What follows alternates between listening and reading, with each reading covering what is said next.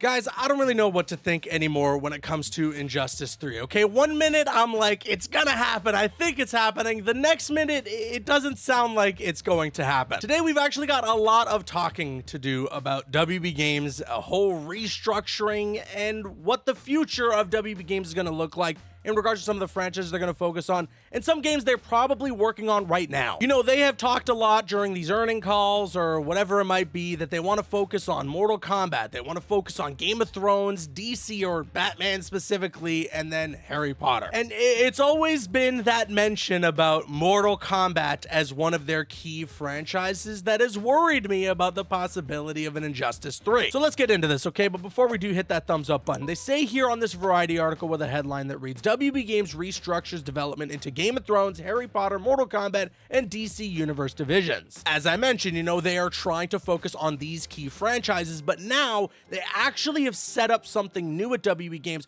where they're essentially appointing some key figureheads of these franchises to essentially oversee any projects that are being made for them. As the article says here, per WBD, 3 current studio heads have been promoted to the role of senior vice president as part of the Warner Bros. Games restructure. WB Games Montreal studio head Yves Lachance, hopefully I am pronouncing that correctly, I apologize if I'm not, has been promoted to the senior vice president of development, overseeing the development teams working on Harry Potter and Game of Thrones games. NetherRealm studio head Sean Hemrick has been promoted to the senior vice president of development, overseeing Mortal Kombat and DC games. And WB Games New York studio chief Stephen Flenroy has been promoted to Senior Vice President of Central Tech and Services, overseeing game and publishing technology, customer service, quality assurance, and user research. So yes, they now have some figureheads that are going to be looking over Game of Thrones and Harry Potter, or DC and Mortal Kombat. And in fact, Sean Hemrick, as it's mentioned here in the article, is a studio head who was working over at NetherRealm Studios and now is promoted to a job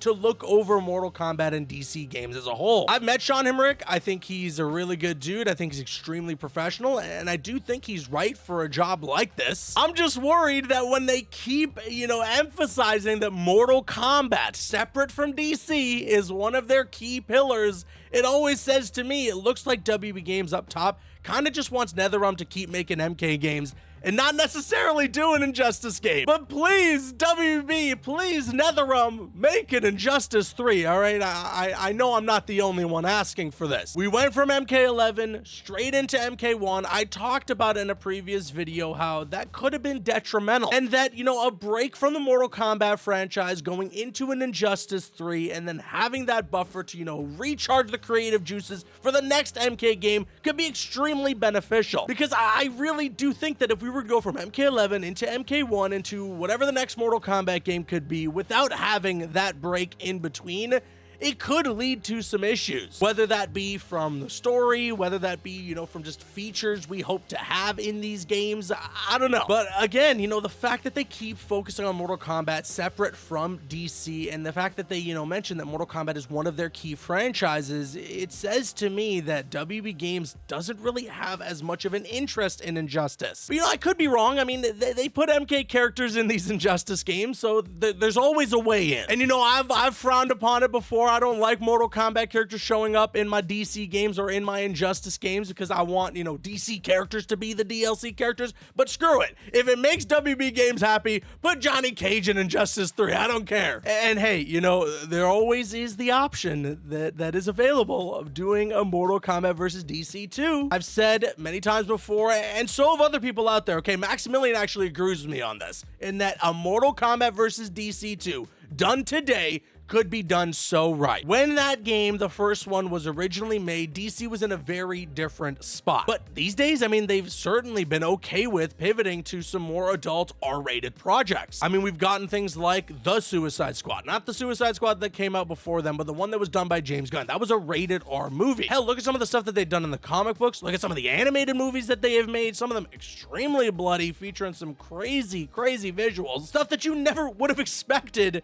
in a DC project project with things happening to your favorite DC characters. So if they wanted to make a Mortal Kombat versus DC 2, I feel like they really could push some boundaries that they previously could not. But okay, to continue with the article here, in regards to how this new machine is going to work, how it's going to move at WB Games now, it says here in the article, under the new WB Games development, production, and tech leadership structure, LaChance, Himrick, and Flenroy will all report directly to JB Perrette, Warner Bros. Discovery's CEO of global streaming and games. All teams across development, production, and tech will report to LaChance and Himrick, aligned to the franchises for which they are creating games. The gaming publishing division's leadership will continue to be overseen by Perrette. So yes, these new figureheads that are looking over Game of Thrones and Harry Potter, or WB and Mortal Kombat, will be the people that those who are making games on those franchises will report to. So if there's a new Mortal Kombat game or just any new DC game, you're gonna have to report to Sean Himrick. And the same will apply to the figurehead of Game of Thrones and Harry Potter. And I will say, this article mentioning Game of Thrones so much, it must mean that beyond all these mobile games that we're getting from Game of Thrones,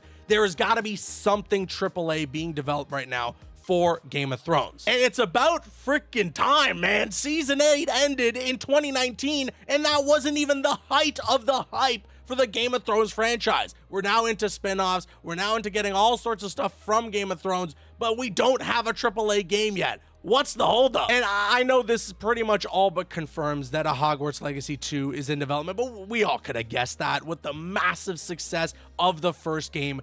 Anybody could have guessed that they're making a sequel. On the DC side of things, well, Wonder Woman just got canceled and Monolith just got closed down. We know there are some rumors out there that Rocksteady might be making another Batman game. That would be awesome. And then NetherRealm Injustice 3? Yeah.